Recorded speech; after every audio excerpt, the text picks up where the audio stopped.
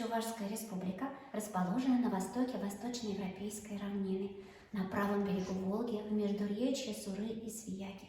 Сегодня в зале «Природа и человек» мы поближе познакомимся с некоторыми обитателями-представителями животного мира. Самым крупным представителем и опасным хвойных лесов является бурый медведь. Взрослые особи достигают веса до 200-300 кг.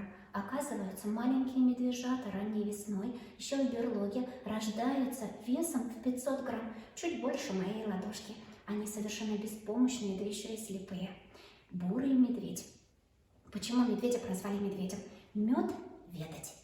Знает, ведает, где мед. Бурый медведь обладает рядом качеств. Бурый медведь умен. Замечено, что некоторые особи способны подбрасывать в капканы камни и палки, тем самым обезвреживая их. Бурые медведи еще и умны. Они безошибочно определяют, где растут ягоды, потом обходят эти территории и по мере созревания урожая собирают его. Про волка сложено немало сказок и легенд. Основным кормильцем в семье является самец. В поисках пищи по ночам он может уходить на 80 километров, а потом возвращается обратно, срыгивает наспех съеденную полупереваренную пищу, чем и питаются маленькие волчата. В стаях может проживать до 40 особей. Известны волки еще и тем, что ходят след в след, поэтому если вы видели пару следов, знайте, что через них могла пройти целая стая. Самым крупным представителем смешанных лесов является лось. Прошу обратить внимание на рога. Порой они весят до 30 килограмм. Оказывается, в ноябре лось отбрасывает свои рога, а в апреле, в мае они вырастают вновь.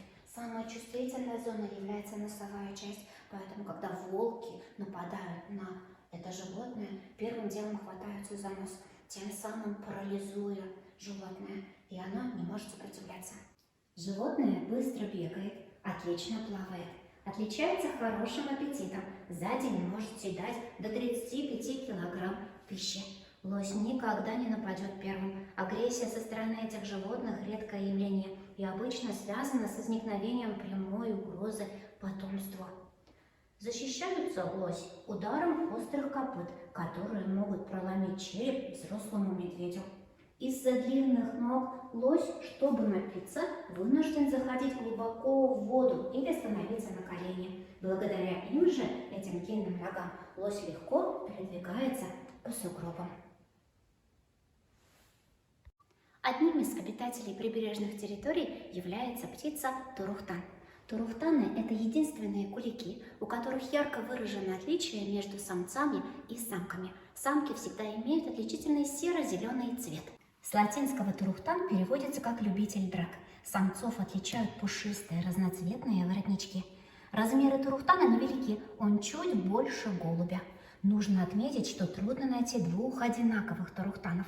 Интересно то, что расцветка ножек зависит от возраста птицы, а характер у турухтана весьма задиристый. Самых задиристых можно определить по цвету воротничка. Чем ярче воротничок, тем агрессивнее самец. А вот и рыжая плутовка. Лису не зря называют самой хитрой из всех хитрых. Она приноровилась даже лакомиться ежами. Лисица аккуратно подталкивает колючий клубочек к водоему, и когда еж выпрямляется, чтобы прыгнуть в воду, хватает его за мягкий живот, лишенный иголок. А еще лисица умеет пародировать разных животных. Может издавать она до 40 видов разных звуков. Лисицы обыкновенные питаются преимущественно мышами, зайцами, дикой и домашней птицей, насекомыми. В отличие от родственников волков, шакалов, лисицы не проживают стаями. У большинства живут поодиночке и обзаводятся потомством.